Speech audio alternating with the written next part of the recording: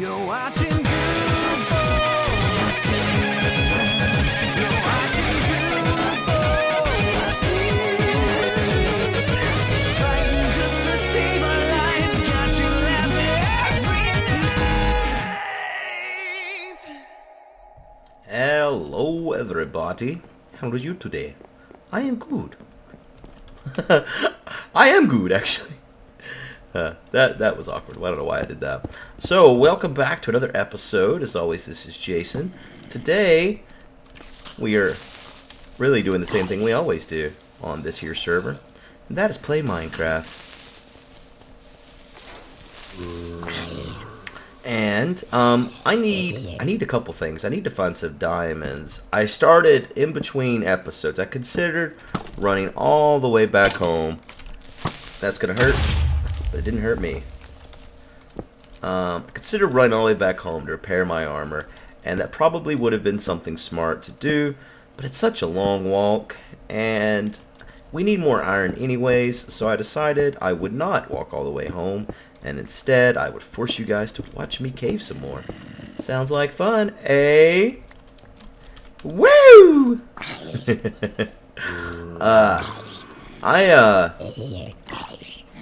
I have been enjoying watching this UHC. I don't know about you guys, but something about this idea to throw it back to 125 has been one of the best adventures for me in a long time. It's really excited me about Minecraft. It's really hard, you know, after this amount of time to stay this excited about this game as I was, you know, even 6 months ago.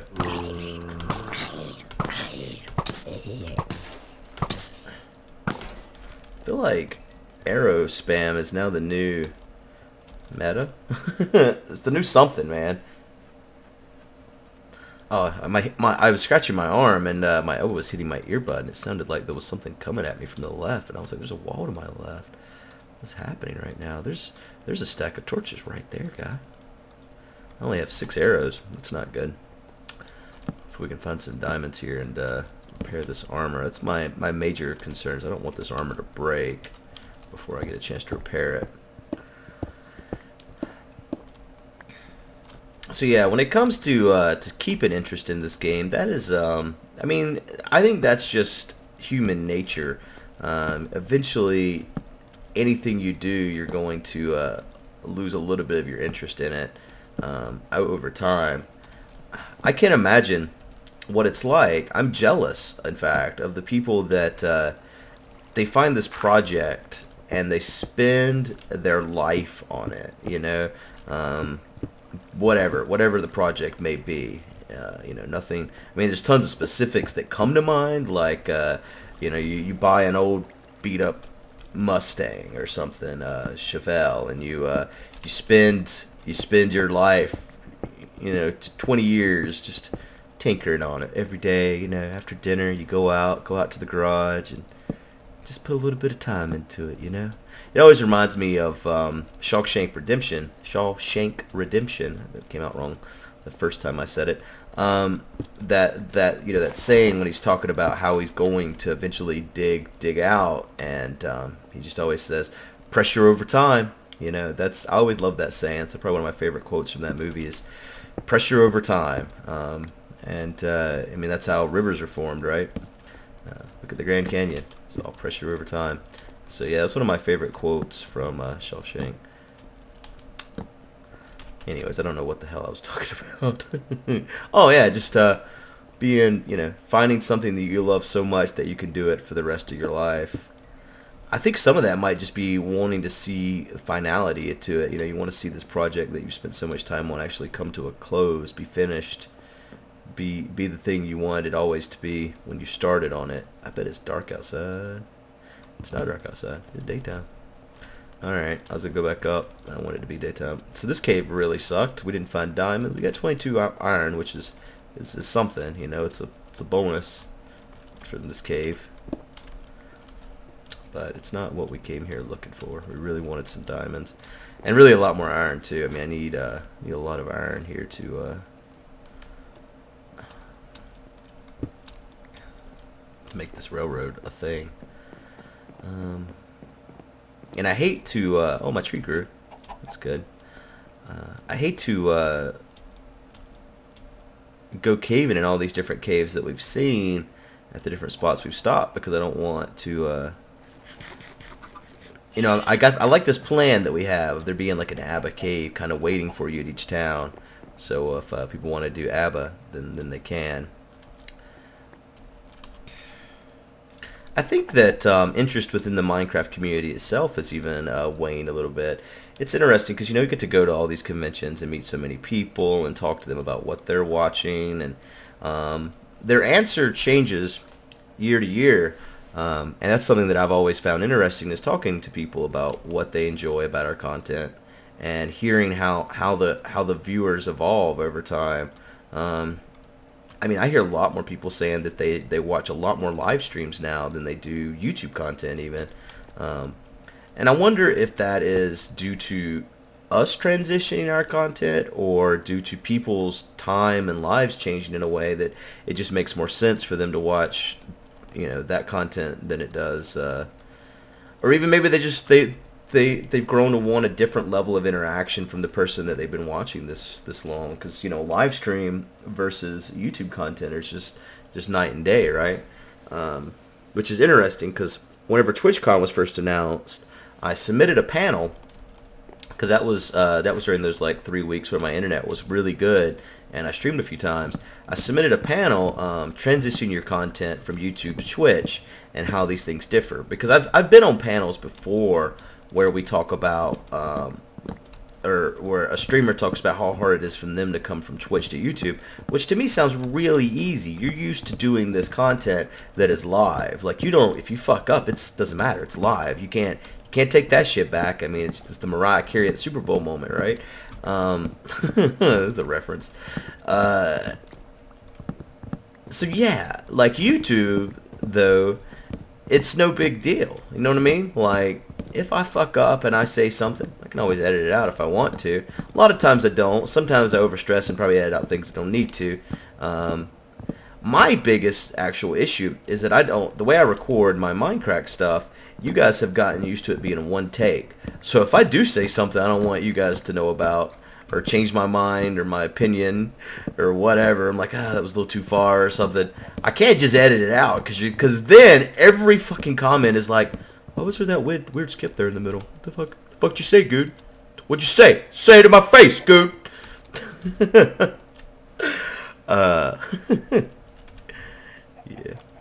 Yeah. You know. What the hell did I just do? Give me that back. I don't know why we have an attack indicator for these things. I don't understand what is going on here in that regard.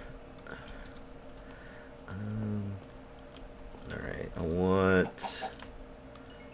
You don't want me. That happened last time I was standing here, god damn it. Stop singing. Alright, that'll be good. Start laying down the pipe. Don't ever say it like that again, Jason.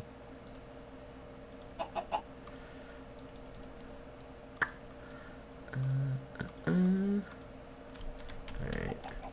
Let's just go back to the start, and we'll start laying down some track. Hopefully this is enough to get me all the way over to here. I guess we shall see. So, while I was at PAX, we don't really, you know, we'll schedule out, because before you go to PAX, let me start this over. Before you go to PAX, if you've applied for a media badge, which, the point of the media badge is not necessarily free entry to the convention, because we get that already from having a panelist badge. The media badge allows you a different level of access at some of these booths. The developers will expect a media person to want to talk more about the game than an average consumer will, and they'll also be willing to do an interview with you. And so I don't do a lot of that, but there are some games that I really get excited about and want to do an interview. And, you know, as of me recording this right now, I haven't actually had a chance to edit the interviews I did at PAX. But anyways, so we don't always plan what we're gonna do each day, but sometimes we will plan out some interviews or whatever. But in the case of this story, we had not really planned much of anything this day. This was the Monday of PAX, and this is normally when I do like any makeup stuff I didn't get a chance to do, or things that I kind of want to check out, but there's other things I really, really want to check out, so I'll get to it, kind of thing. So this particular year, whoa, okay, that was different. This particular, oh, whoa, no, here we go. That's more like it. There wasn't anything that I had left. The only thing I didn't get to do, there was a, this is an interesting one. So there was, we're looking, it was right after the Twitch signing. Jeff and I were sitting there at the booth, and we were just kind of looking through the guidebook, and we noticed one of the booths is labeled Uber. And you guys know me. You know I got a love for the Uber.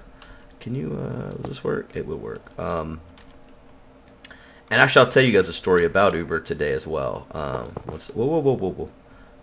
Once we get done with this particular story. So anyways, Jeff and I see the Uber on the guidebook, and I'm like, fuck, let's go check them out, man. I've been riding their cars for a while now. Let's see what they're here to show. And this might sound a bit crazy to you. Like, why would Uber have a booth at PAX? And normally I would agree with that thought assessment of, it doesn't make any sense. But as we sit here in the Twitch booth, in our vision is the Courtyard by Marriott booth. And that shit don't make no sense. What the fuck is Courtyard got a booth? And what's really sad is I desperately wanted to do an interview over there, but Sevidus kept telling me no. He's probably right, but I don't care. Like, he's like, man, if you go do what you want to do, then they'll never work with us if we ever need them to, like, give us a room for a charity event or something. And I'm like, yeah, but it's really funny. So my idea, by the way, with the Courtyard from Marriott, in case you want to know, my idea was I wanted to do a straight up, hardcore, serious interview where I'm like, I'm really excited to see you guys here at PAX this year. So now that you've branched out, you're right across, because I walked up and I asked them, I'm like, what the fuck are you guys doing here? This is your hotel chain. Why you have a PAX booth? And they're like, oh yeah, we're partnered up with Twitch. Because when they said they were partnered up with Twitch, I think what they meant was they paid Twitch, or Twitch paid them to get their logo on their banner. That's the only partnership I could see from what was visible. But so that's the person that was at the booth. A lot of times, like, the difference between PAX and like E3 and these other conventions is that at somewhere like PAX, the people that are hired there to run the booth may not actually know anything about the company whose booth they're at. They're just like a temp or whatever, and they're hired to be there. They're paid a day rate, and they're good enough to answer most questions. But if someone comes up like with a legit question, they probably don't know the answer.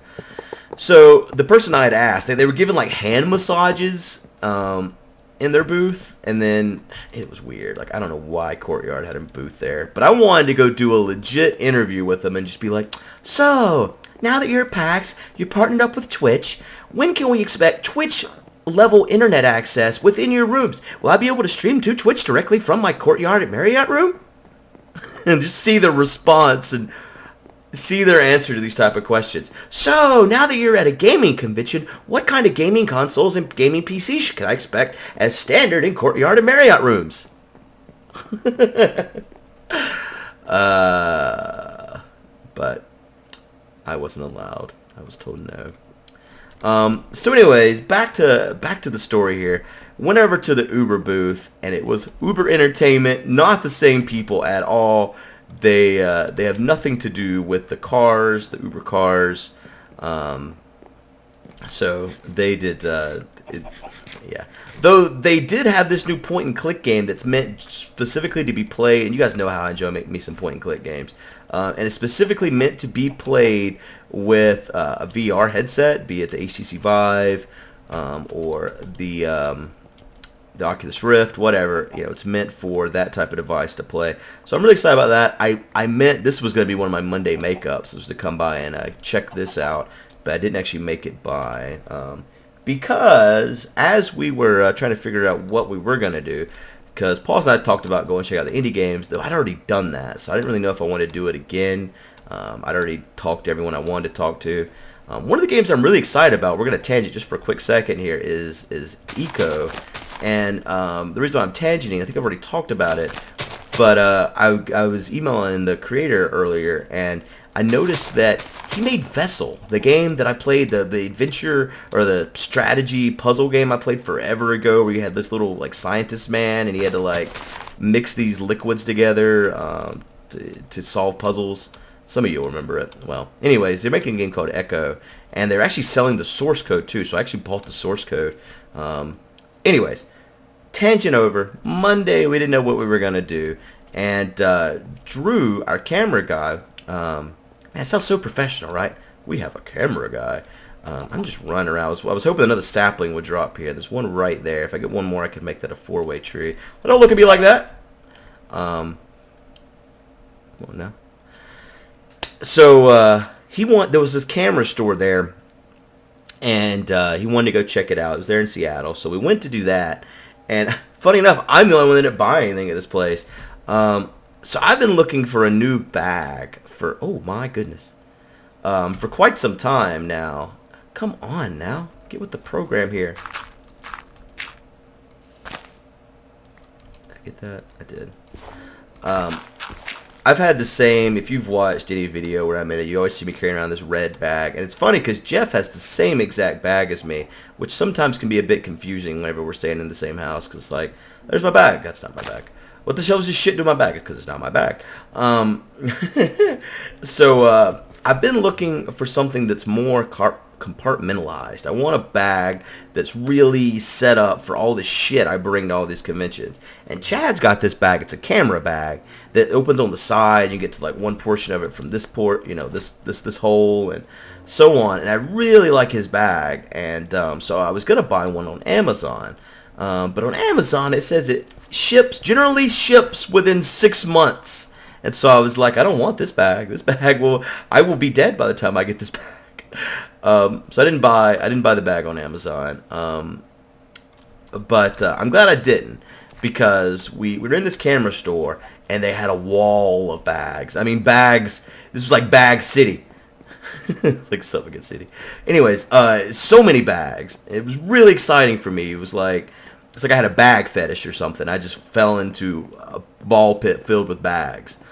So I just sat down on the floor and just got all the bags off the wall. Like I was surrounded. It was like I had like a goddamn AAA, not AAA, an AA meeting with bags. Like, hello, I am a baggist, and this is my story. I don't know.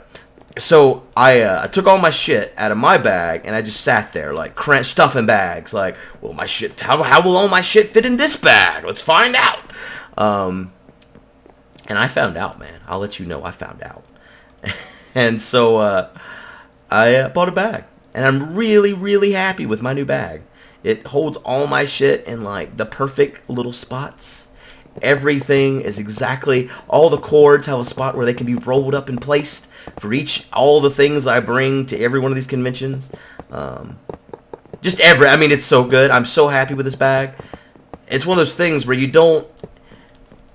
I wish I could be as happy about everything in life as I was about this bag, because I feel like often it's hard to find happiness in this world, and the amount of happiness I felt by finding this bag is not generally matched. And I wish it could be. I wish it was easy to match the happiness I felt for this bag about other things, actually. Because the world would be a better place if that was the case. It makes me, being in this camera store too, I've been shopping around for a while, considering what kind of camera I'm going to buy for the studio and to do mail time, and you know, now that we've been hiring Drew to come to different places and film for us, I was talking to him about what kind of camera, because right now we're using just a XLR, wait, not XLR, DSLR camera for everything, and so we're not actually using a legit like camcorder. I mean, the quality's really good. Like, you've seen the videos, so the quality's really good, but we could do better, basically. So we've been trying to figure out what we want to do, And so I've been thinking about what could I get that will cover both our needs, you know, for the conventions and as well as my own personal needs for all the porno I shoot. Not really for all the porno I shoot. So yeah, that's kind of the gist of it. So Drew like sent me this huge list of camera stuff. So I'm gonna probably buy a new camera here in the near future.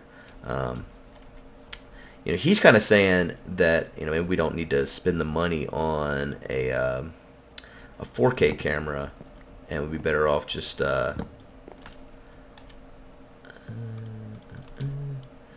getting a, you know, one that's not necessarily capable of 4K. The thing is, I've talked about this before. Will that work? I think it might work. It's weird how YouTube does these videos with, like, depending on the resolution and stuff. Speaking of weird videos, you know, you've all seen the egg video. That's one that Drew shot. He filmed that video. That's why it looks so crisp and beautiful, right? All right, we're gonna keep moving on here. I don't have the iron we need. If we see another good cave, we'll probably check it out. That video, the YouTube video I put out, that's only 6 seconds long, and it's just me being really stupid, saying hello YouTube with the didgeridoo. Dick butt in a didgeridoo. So a fan had given me the dick butt at the convention. It was during our signing. She just kind of walked up and said, "Dick butt, Enderman, or creeper?" And when someone asks you dick butt, Enderman, or creeper, the answer is dick butt. Let's just be honest. And then so she whips out a dick butt and hands it to me. And so it was really a fantastic day for me. As you can imagine, it's not every day that you get handed a dick butt like that. I think I saw a cave opening right over here. I was mistaken. So anyways, the Enderman and Creeper were actually hacky sacks, which we ended up spending some time playing hacky. I think I already told you about this. So I need a cave, man. A cave, man. I'm going to basically cut through over here because I know our walkway's over that way. See if we see any cave entrances. So I was upstairs in the house we'd ran. I was looking for, there was these, the whole house had wired up speakers. It was like part of the house. Every room had speakers in it, and you could play it from the stereo system. And they were upstairs as well, but they weren't on. And so I knew there had to be some kind of DC amp or something somewhere that needed to be turned on. I just couldn't find it. I ended up going through that whole house looking for it. I ended up finding it the day we were leaving. I had piled my clothes on it when I first got there. So I never would have found it that night. But in my searches for the amplifier, I did find the didgeridoo. Which at first, when I opened the closet and I saw it there leaning, I thought it was a fucking musket. I was like, why is there a musket in this house? This is crazy and amazing. You know, you don't argue when you find a musket or a didgeridoo. Both are just accepted immediately and then become part of something that's going to be humorous. So I immediately went downstairs with the didgeridoo, and I snuck up behind Seth and said, "Hello!" and scared the shit out of him, and it was great. And I realized that that was pretty damn funny, so I told Drew to be ready to me record doing the same thing to Chad whenever they got back. But then I forgot. So that video doesn't actually exist. Oh, here we go. Here we go. Yeah! Cave! Okay. So yeah, the night we did the podcast, that was the night the didgeridoo was supposed to be done. Everyone thinks that any time a video was funny, lots of alcohol was involved. There was zero alcohol involved in either of these videos. This is how sober me thinks about the world. So yeah, the egg video, that was like early in the morning, right before we left to go to PAX for the day. We were as sober as we could be, and the idea came about when I was sober too. So no, that was a sober video, guys. That's drunk me thinks of other fucked up things. Sober me thinks of levels of cannibalism. Origin stories. Where are the caves? I'm just wandering the countryside now. So I think when we come back, we're cutting through right there. And my attack meter's like freaking out. Look at it. I'm just going to go right over here, and then I'm going to give up on the caves, and we're start moving the town forward again. I just don't want to take... I know where there's a good cave. It's at the start of that next town, right? I just don't want to take it for myself. I want to save it for the ABBA. The rules of the ABBA. It should be like a guild on the server, like the brothership of the ABBA. And like the chain of the monkey. I don't know who runs the chain of the monkey. or the Brothership of the Abbot. I guess the Brothership of the Abbot could be like Beef and Anders, and like the Chain of the Monkey could be Pyro and Chad. Doesn't that sound like something that would be them? Speaking of things that are fantastic, Under the Dome got canceled. Isn't that great news, everybody? Finally, man. Came to their senses.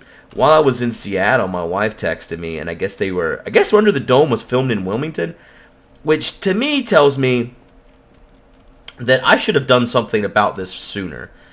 I should have been the one that stepped up and took them out. I mean, it would have been a terrible tragedy.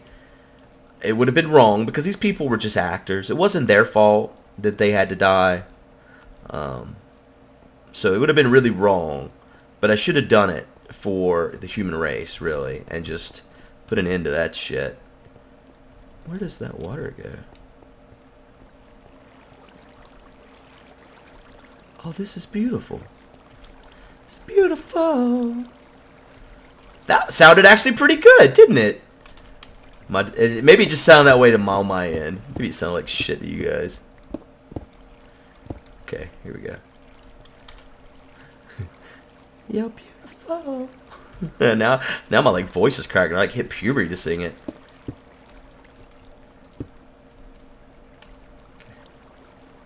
It's not going well.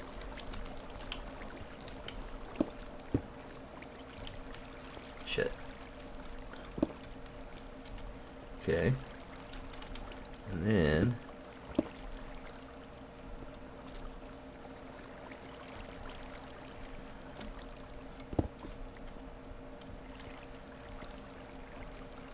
what this end up doing? Okay. Yeah, it's cool. What's this gonna do? Anything? Nah. That's okay. It's okay.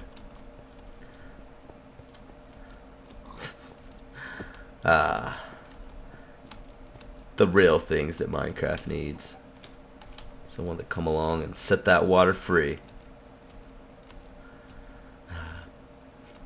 Speaking of setting things free, here in North Carolina, every I don't actually know what the cycle is.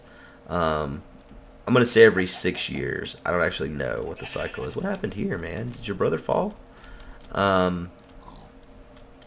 There's a huge millipede gaggle. It's not the right word. They don't travel in gaggles.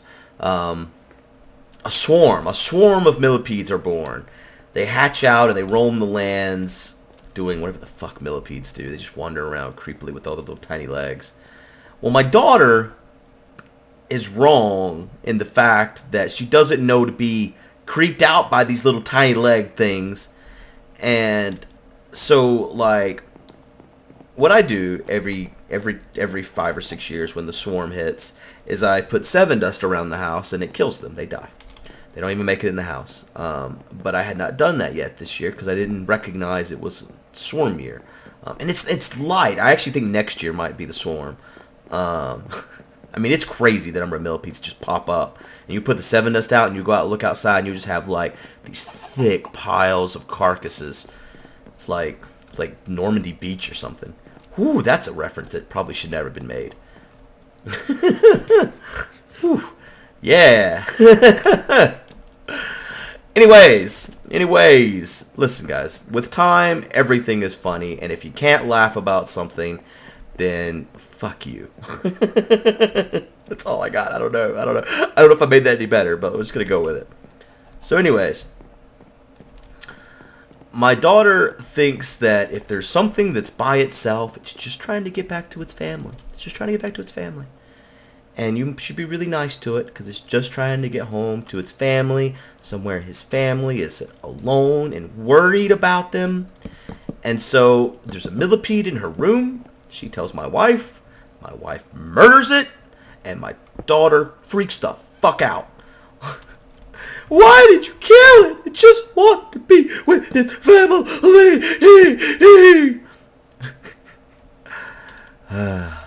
So yeah. We can't kill insects in our house. Earlier today, there was a spider in my office, and you guys know how I feel about things with 8 legs. I had to take that damn thing outside, set it free. That was so hard on me. I'm not even kidding, man. It was a hard day. Today was a hard day. Hard day, man. Anyways, guys, I think that's going to be it for today's episode. I hope you guys have enjoyed. Don't take anything too seriously. It's all in good humor. And we will see you guys in the next episode. Bye-bye. Isn't there a limited number of the stone there? I don't know. Well, there's quite a bit of it. We sure ain't low on supply in the end. Oh, okay. I thought, like, the end only spawns with so much, and then after it's gone. I think it does, but it's quite a bit. I think you guys probably harvest a little bit more resources than we do. I think you just mean Nebras. Yeah, maybe so. I know the glowstone for sure. Yeah. I've noticed everyone on your server has glowstone, and that can't be said on our place. I don't have too many. I got like 20 spare. The lights that you see are very strategically placed. Yeah, and you still got a couple torches too, so. Yeah. My house was pranked a while back with about 1,000 torches, so it's better to have adequate lighting than not enough. It doesn't make creepers hate furniture, All right, well, show me where the slaves sleep. I mean, the servants. Okay, and we start upstairs. These are the servants' quarters. I actually got the master bedroom in here too. When you say the master bedroom, do you mean like? Yes, master. Yeah. And this is the master bathroom. I did these little closets too. I've been playing around with these designs. I thought they were pretty cool. Oh yeah, I like that. Looks nice. Is that like just upside down stairs? Mm-hmm. Upside down stairs and a right side upstairs, just to show like a cubby. Yeah, I got you. And just a little workshop area. So you use a texture pack for all your stuff, right? I use Faithful 64 with some custom stuff. I run a lot of contests for textures and paintings and stuff like that for my channel. These are all the I'm sorry, did I say that? It's worse. I swear I'm not racist. I don't think anyone that lives in Louisiana can be. It's just, No, it's part of your culture. It's not, yeah.